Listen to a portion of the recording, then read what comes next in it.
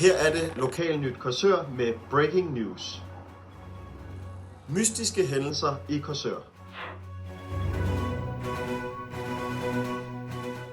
DLG, også kendt som Danske Landbrugs- og Grovvarer, er kommet med et nyt middel, Bossoff, som er et middel, der virker mod insekter og holder dem væk, slår dem ihjel.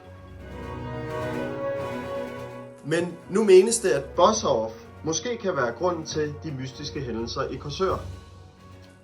Mennesker virker nærmest besatte i Korsør Midtby og går rundt i zombie-lignende tilstande.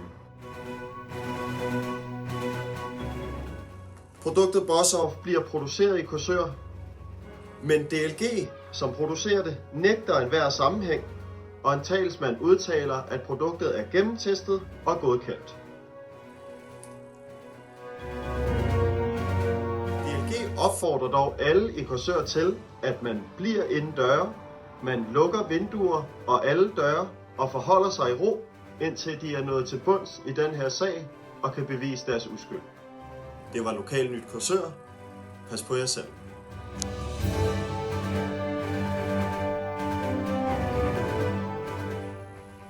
Carl!